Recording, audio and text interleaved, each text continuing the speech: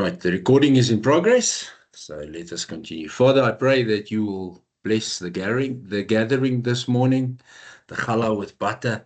It's awesome getting together and seeing faces, and also knowing that there are many people always listening to the recording. So the message that is downloaded from you is a very important message in this time, because it's a message specifically for a time such as this. It's a message specifically for us in this time, walking towards Yom Teruah, walking towards the Feast of Trumpets, from Shavuot to the Feast of Trumpets. What happens in this period in between? Father, you will guide us. You will guide us every week through your parashah, through your patterns. You will weekly guide us so that we stay aligned, so that we stay focused, so that if this is the year that Yeshua comes, we will be ready. We will meet him in the clouds. We will finish off with 1 Thessalonians 4 verse 16 as a scripture for a time such as this.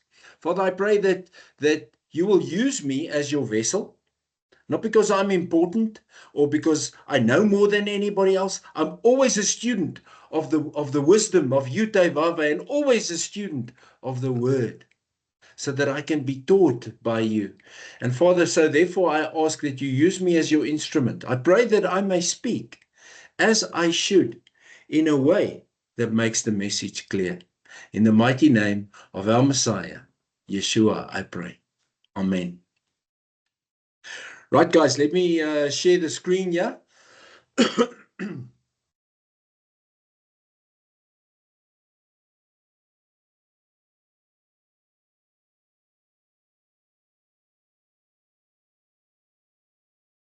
This always takes a while. There we go.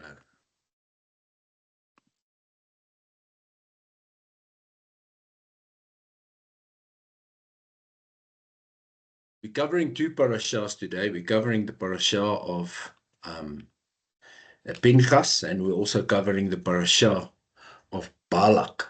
So we were supposed to last week, in my illness, cover the parashah of Balak with Korach, but unfortunately we couldn't do that, and now we're covering the parashah of Balak this week. Balak is a very interesting parashah. So we're going to start with Balak with a slight overview. We're not going to focus too much on Pinchas in the overview, but we are going to focus on Balak in the overview. The story begins with a man called Balak. Now, what is very interesting is that Balak was frightened by Israel. He was so fearful of Israel because he heard all these rumors of Israel, and he heard the history of Israel. And he thought to himself, what on earth can I do to stop these people? It's a mass of people, and it seems like they were chosen by the greatest God ever, and he goes ahead of them, and there's wonders just happening. What can I do? He had sleepless night about this set-apart nation called Israel and their leader, Moshe, or Moses. He heard all the history. He spied on them. He actually, in his fear, he hated these people who threatened his nation. History is always very important in the patterns of the word of Most High. There's always patterns, and I love the patterns of the word. The Moabite nation, let's carefully hear where they originate from, because their origination is actually an abomination if we understand the word in the eyes of Yutei. So the Moabite nation originated from Lot, who was the nephew of Avram. Remember Lot? Chose the greatest piece of land and later it blew up in his face. And the abomination of his eldest daughter. Remember, she thought that because Sodom and Gomorrah was demolished and destroyed, she thought, no, I've got to do something. So she gave her father too much to drink, and she slept with him. And the son that was born from that abomination was called Moab. And he was the father of the Moabites, the very nation we're talking about now. However, there's always a light in the tunnel when it comes to Yutei. Did you guys know that Ruth came from the nation of Moab? And we know that Ruth married Boaz, and she was the great-grandmother of David. And she was included in the lineage of Yeshua, the Messiah. So there's good and bad. You'll see today as well. The patterns always give us a good side and a bad side. Like Moshe always says to the people, listen, sit down and listen. Choose life or death. It's your own choice. Now, Balak was a very rich king. He heard about a man called Balaam, a prophet who they say knows the true God. Because they say about this man, Balaam, they say that what he blesses will stay blessed and what he curses will stay blessed. So he was a very renowned, set-apart man. On a side note, isn't it amazing how many times we read of those serving dead gods and that they hear about the living God, but yet they do not find it in their hearts to transition and submit to the living God. They decide to continue on the dreaded road of their dead gods. In any case, Balak decided to send princes to Balaam. Some of his princes, he sent them to Balaam, requesting a visit to his palace. And then Balaam must curse the Hebrew nation so that they can stay cursed, so that he can go and defeat them. These words were said to Balaam by these princes. Whoever you bless, stay blessed, and whoever you cursed, stays cursed. They also sent gifts to Balaam, gifts galore, as a bribe to convince him in cursing Israel. Balaam was wise. He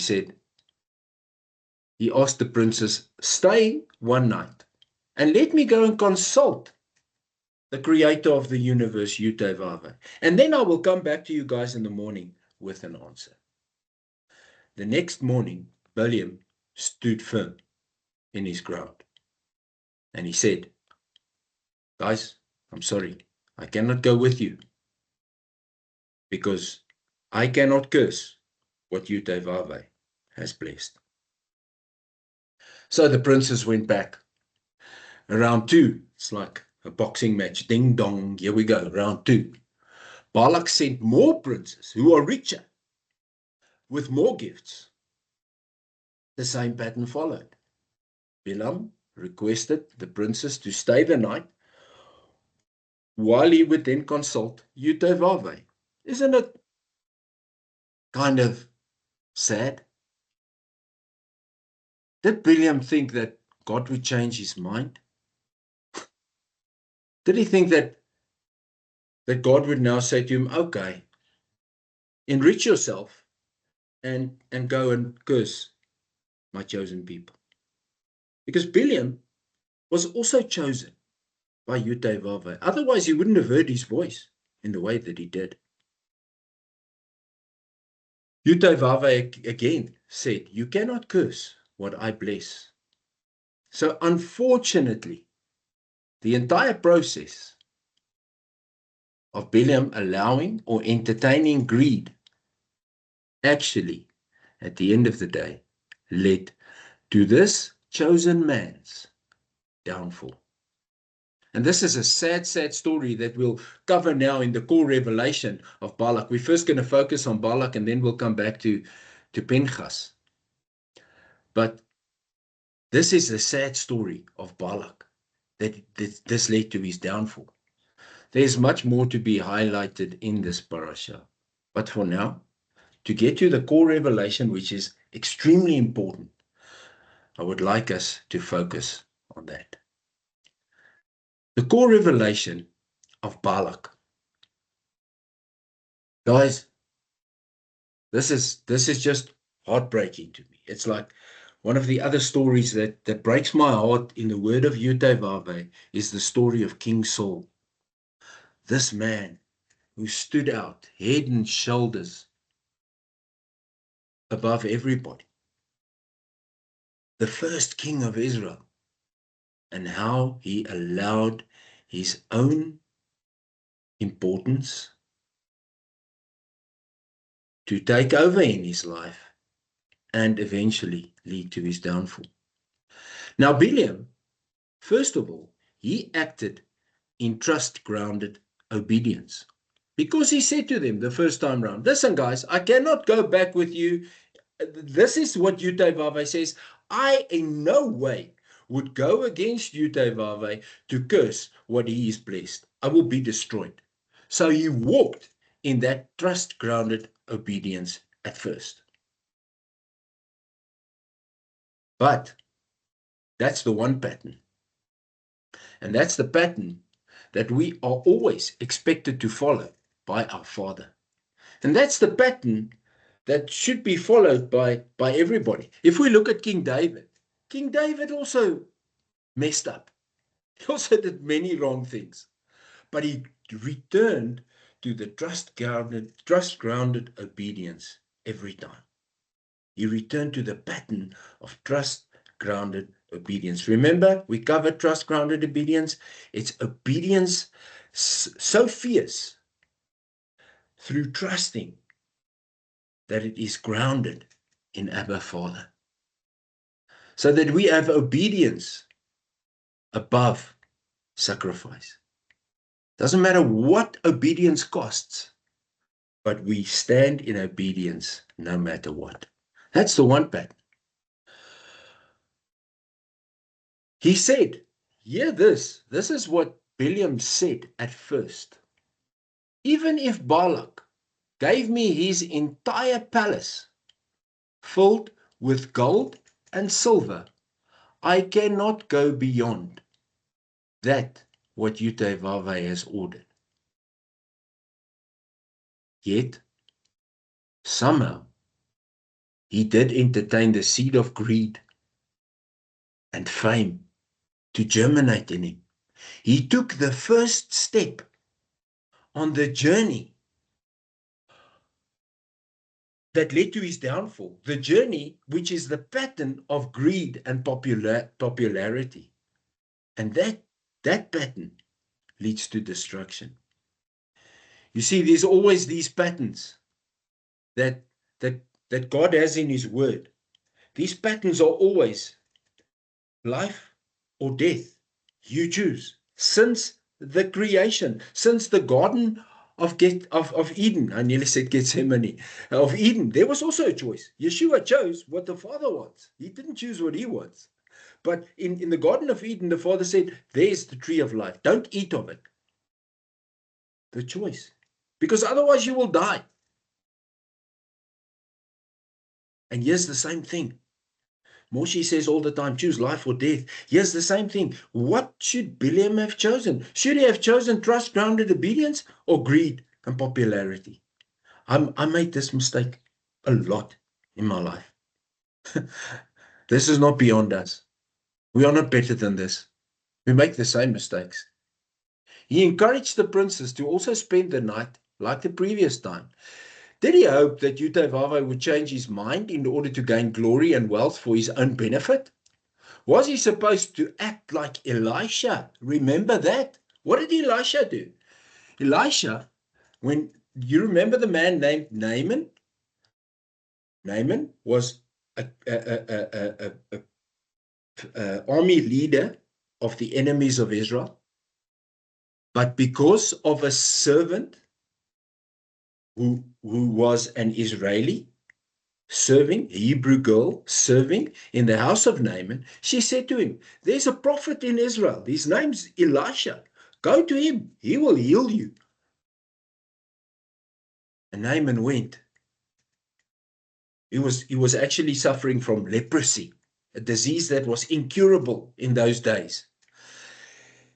And he went to the king because he thought this was where, with gifts sent. And the king said to him, I cannot heal you. Do you want war with me? I cannot heal you. And then he sent him to Elisha. Elisha did not even come out of his house. And he simply said, go and bathe yourself 7 times. It's called mikveh in Hebrew. Go and mikveh yourself 7 times in the Jordan River. And Naaman thought to himself, why the Jordan River? My rivers in my land are better than the rivers in Israel. And his servants encouraged him, listen to this guy. He went and he was healed after the 7 dips. He went back to Elisha, long story short, he went back to Elisha with gifts galore. And Elisha once again did not come out. And he said to him, I do not want your gifts, because the God, the living God of Israel, Yudevave, he supplies all I need. How wonderful is that? And then Gehazi, you know who Gehazi is? Gehazi is the servant of Elisha. He went secretly to claim the gifts. And history shows what happened to him. It's an abomination to Yudevave. Despite the warning of Yudevave, let's get back to Biliam. Despite the warning of Yudevave, Biliam went with the princes on his own donkey. But even his donkey rebelled against him. Why? Because Yudevave, the spirit, opened the eyes of the donkey and he saw the angel in the corridors. He did not want to walk a step further. And then the donkey spoke to Biliam. But still, Biliam did not change his mind. He still went. And then the history shows that Biliam asked Balak, the king of Moab, build an altar. And I will go and ask the Father. Offer animals. 7 times this exercise was repeated. And eventually, after the 7th time, Biliam came back and he said, listen, all I receive is a blessing for Israel. And he spoke the blessing of Israel. To the great fear of Balak. And Balak actually at the end of the day chased him away. And Biliam went back to his own place. But what was the result for Biliam for following the pattern of greed and popularity? Hear this, guys. In the book of Jude, which is in the Brit Hadashah, the New Testament, it's only one chapter. In verse 11, Jude writes, woe to them in that they have walked the road of Cain. They have given themselves over for money to the error of Biliam. They have been destroyed in the rebellion of Korah. He is categorized, Biliam, this man who was set apart for God and who whatever he blessed, stay blessed, and whatever he cursed, stay cursed. This very same man was now mentioned in the same verse as rebels against the will of God, because he decided to follow the pattern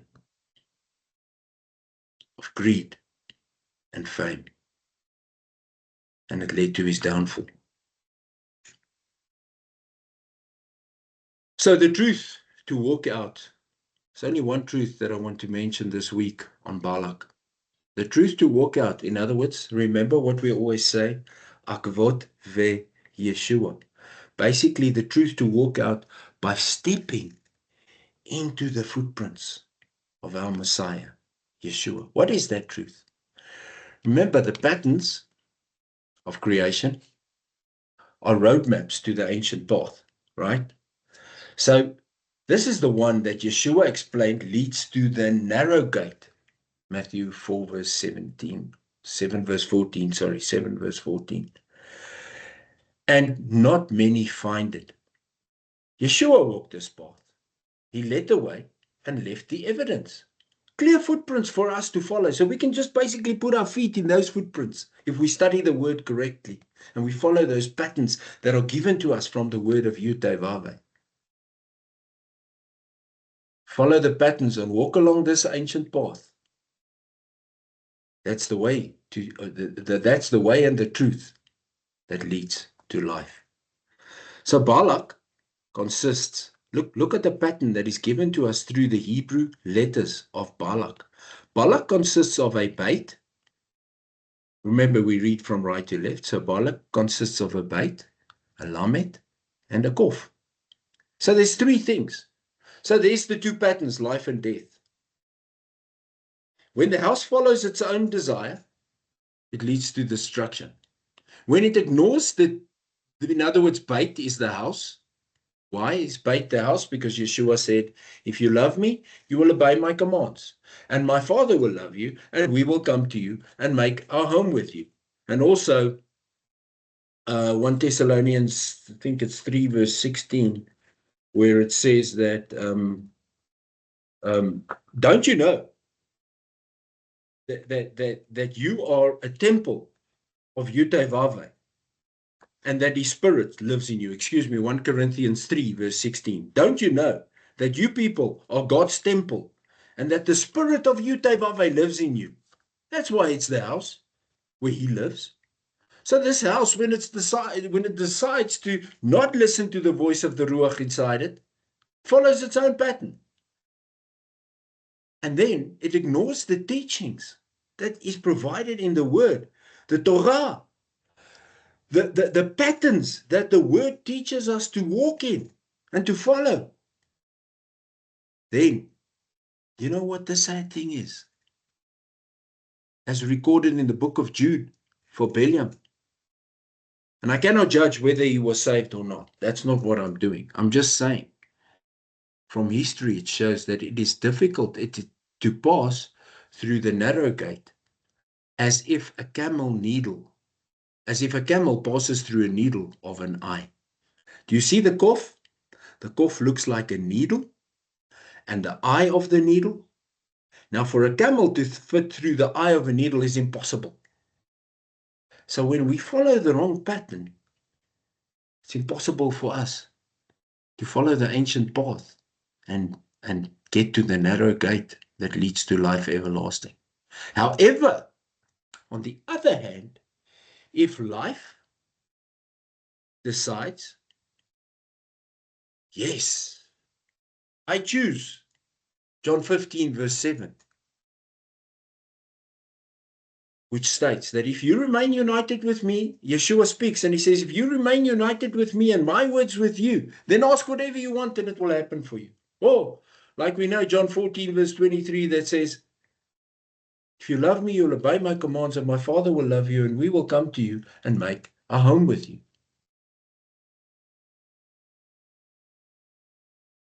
So, the second portion, the Lamed, which is the teaching of the Torah, the teaching of God's mitzvot or rules and regulations as it's known in English, right? The teaching of the word, the teaching of what Yeshua did. I did not come to abolish the Torah or the prophets. I came to fulfill. I came to walk it out. I came to perfect. I came to show that Torah can be perfected by God himself. Therefore, follow Torah. So, this house decides to adhere to the teachings of the Ruach, the Holy Spirit, the Torah. Remember Galatians 5 verse 25?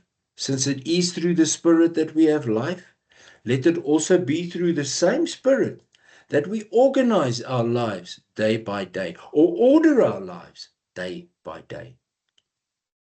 1 Corinthians 3 verse 16, like I said, don't you know that you are a temple of God and the spirit of Yutevave lives in you? In this way, we follow the pattern. The house follows the pattern of teaching that leads to holiness. Kof is the first letter of the word in Hebrew that means kadosh, and kadosh means holiness. The Ruach dominates. The Spirit dominates our bodies, dominates everything that we think, do, say, eat, walk, sleep, whatever we do, dominates it. There's no space for anything else. Doesn't mean that we don't sin. We always, unfortunately, do that. But 1 Peter 1 verse 15 to 16, which he quotes from Leviticus 11 verse 44, says, you are to be holy because I am holy. Question is, which pattern do you choose? Which pattern do I choose? It's very simple. Life or death.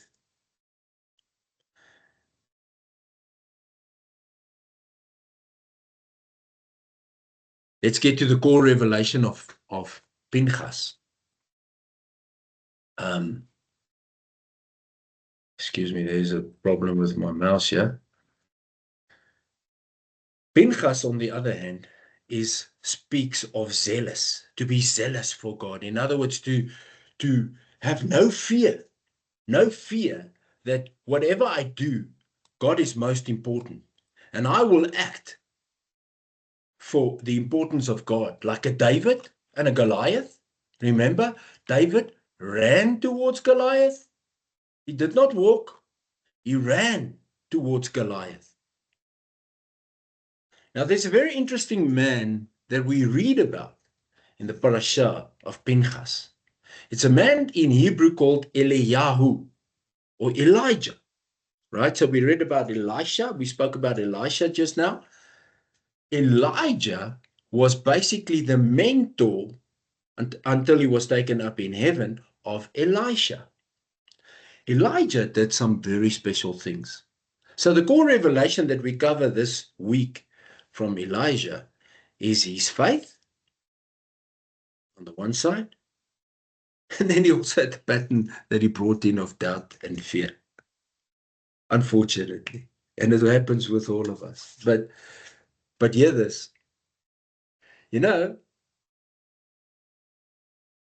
a man called Elijah, what he did is he slaughtered 450 Baal prophets. So Elijah was the guy that brought fire from heaven to light the sacrifice of Abba Father. There was no fire that he used. The fire came from heaven. And this deed convinced him and the people to slaughter 450 Baal prophets because he had a showdown. He said, today we will see who's more important, Baal or God, Yud-Teh-Vaveh. And Yud-Teh-Vaveh proved himself. And therefore, these 450 Baal prophets were slaughtered. Now, the king at this time in Israel wasn't a king that also chose the wrong pattern, chose the pattern of greed and fame. His name was Ahab. Now, Ahab, excuse me, after this occurrence, he got on his chariot. Now, the king's chariot will be the best horse and the best chariot, the fastest, in order to go to his wife and tell her what had happened. Elijah was filled with the Ruach, the Holy Spirit. You know what happened?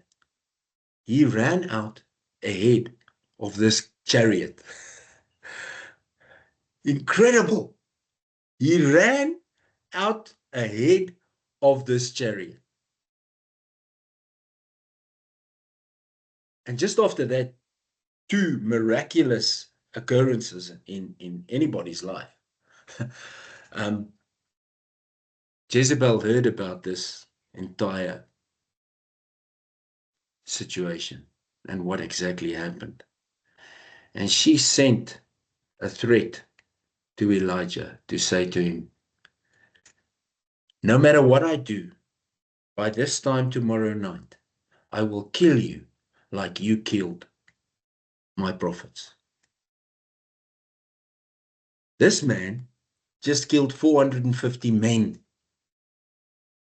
A woman sends him a threat. No offense. And what did he do? I bet you after this, he probably stood up against it and said, what do you mean? My God is stronger than anything. I don't have to fear you.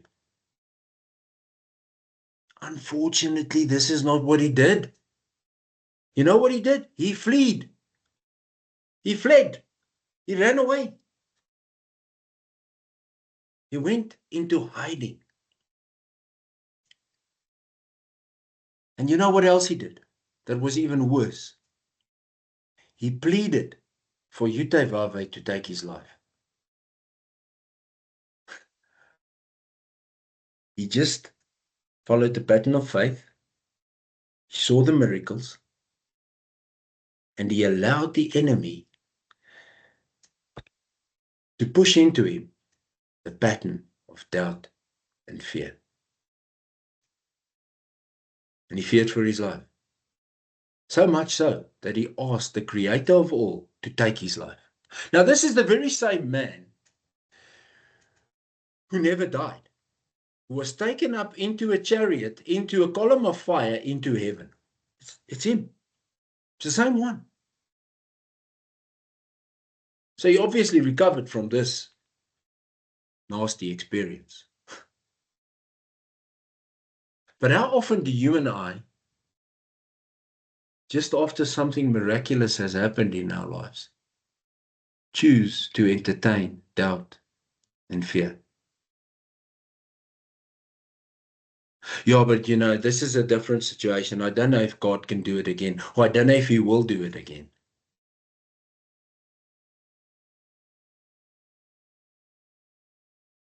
We saw in the parasha of Balak that God doesn't change. What he has blessed will stay blessed. And what he has cursed will stay cursed. And therefore, if he has decided something, who can change it? Who has the power to change what God has decided? We know of one or two situations, maybe a little bit more, where people pleaded with Jutevave and he decided to change. But because of the plead of people. But when God decides, all creation moves. So what is the truth for us to walk out? And we'll finish off with that in Pinchas, the parasha of Pinchas. Parasha of Pinchas consists of a pay. See that I don't have it here. Let me just put it in there quickly so that we can see that.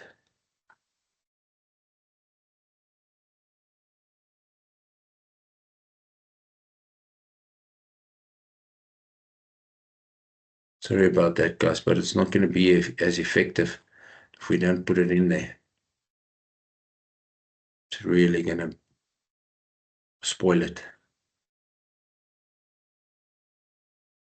How's that for a fixer-upper in a short space of time? There we go. Right, let's go back to the slide. I left out the pay.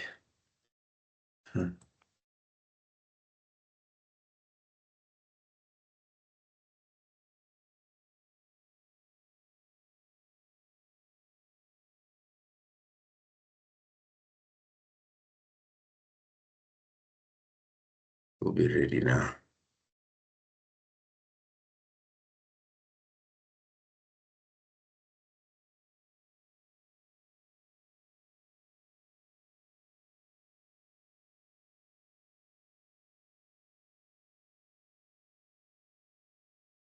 All right.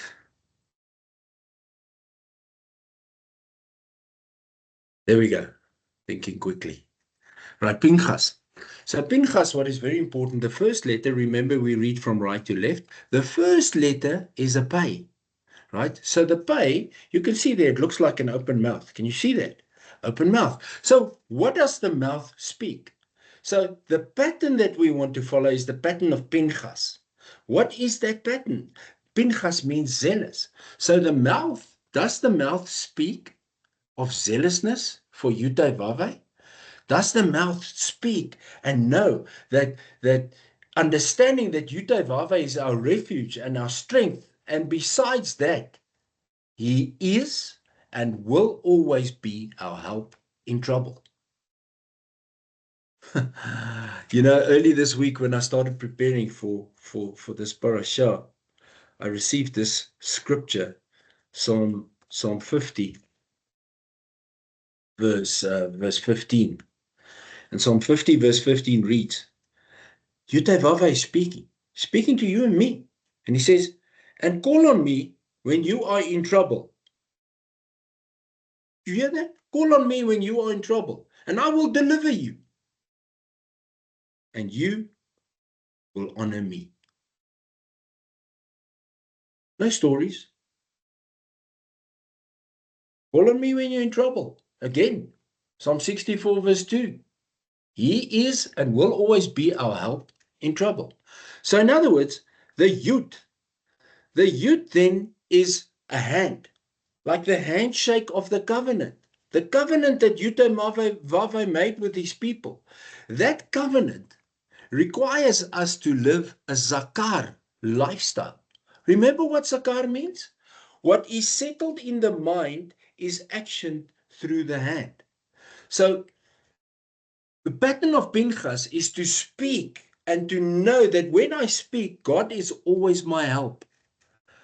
The mouth will speak not detrimental, not negativity. The mouth will speak positivity of zealousness for God, because the mouth has no doubt that God will act.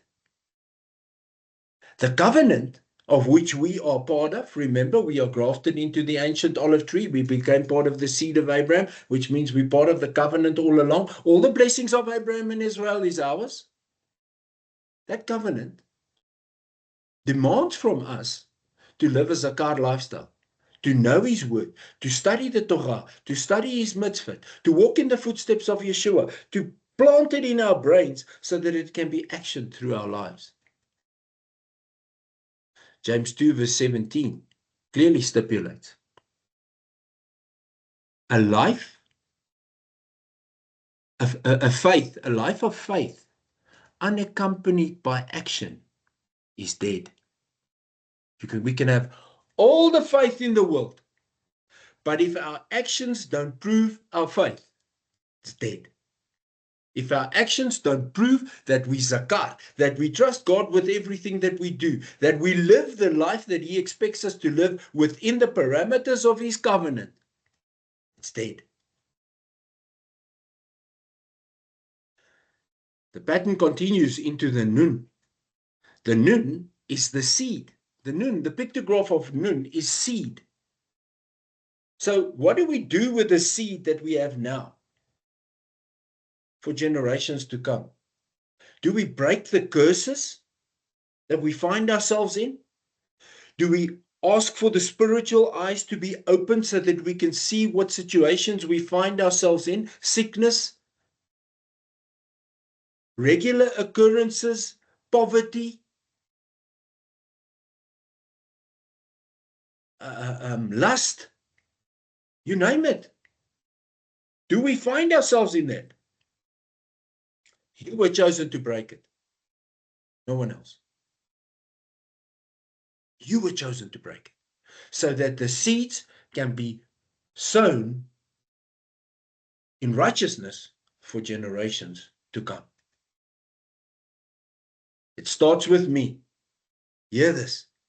It starts with me. This is this pattern, the pattern of zeal, pattern of Pinchas. It starts with me. Make a difference. Leave a legacy for generations to come.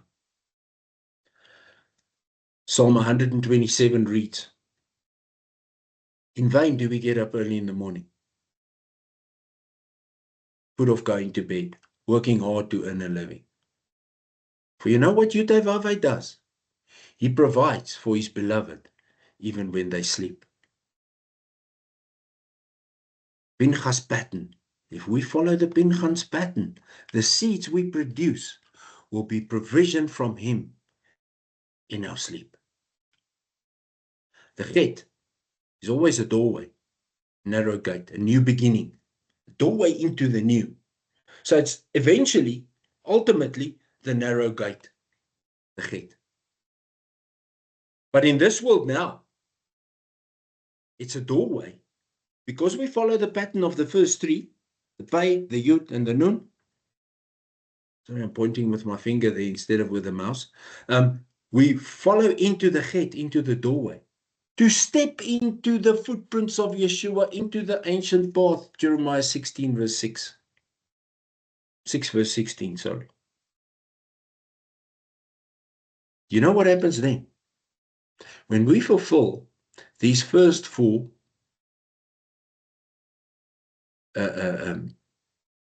sections of the pattern, we enter the Samech. And this is where the protection of Yud Vavai comes in. Because the Samech is the Jeremiah 17, verse 7 to 8, which says that we will be like trees planted by streams. We will, despite heat, we will not wither. Our leaves will not wither. We do not notice when heat comes, and our foliage is luxuriant. It is not anxious in a year of drought, but keeps on yielding its fruit. You know why? Because Yud Vavai is our protection. So the Samech, the ancient pictograph of the Samech, is a thorn bush. And this thorn bush is what was used in the old times to surround the animals and with a whole lot of thorn bushes in order to protect them against, in other words, the cattle and the sheep, to protect them against fierce animals like lions and leopards and wolves in the northern hemisphere. And it's the same thing that happens with us. We will be surrounded with a fire of zeal, of Yud Vavai, that will protect you and me. Two scriptures that I want to finish off.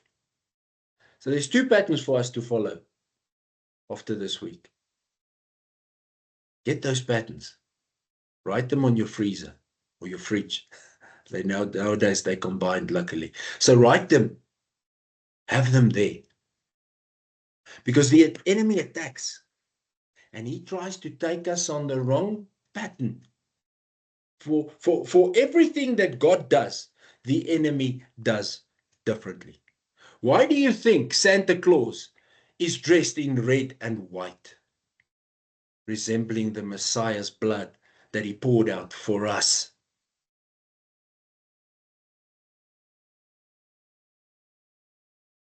That's what he does. In a sneaky way, he tries to convince us to believe his lies. We had a scripture that we memorized this week, and then I want to end off with a scripture for a time such as this. But the scripture to memorize this week is Titus 2, verse 13.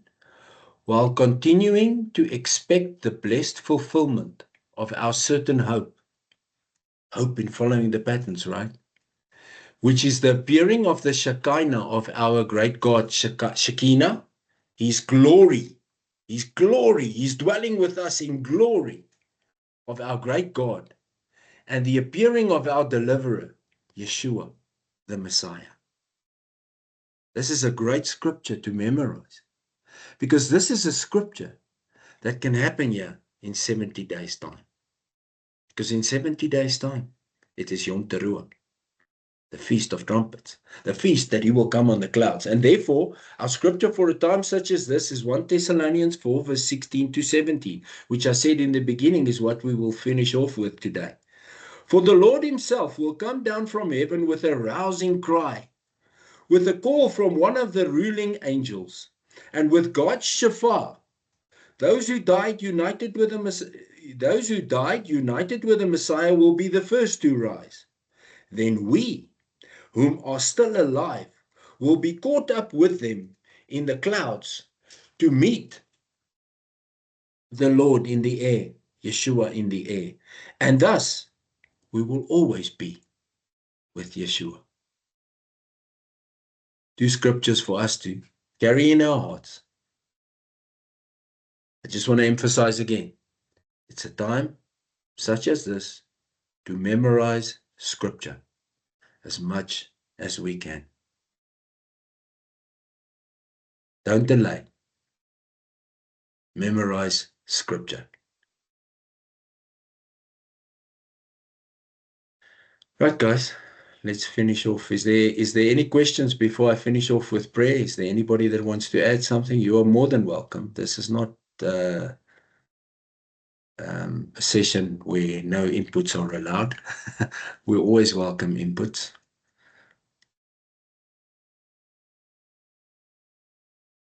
Michelle says, I must show the last slide, so let's do that.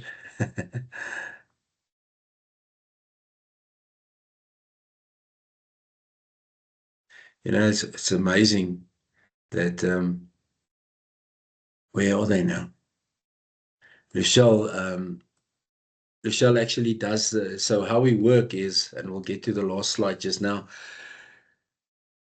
I prepare the download that Yutevave gives me, and Lucielle prepares, and then I give her like a framework, and then she prepares the slides. And I seldom get the time to see the slides before the actual morning before challah with butter. And these slides are always so amazing, spot-on slides.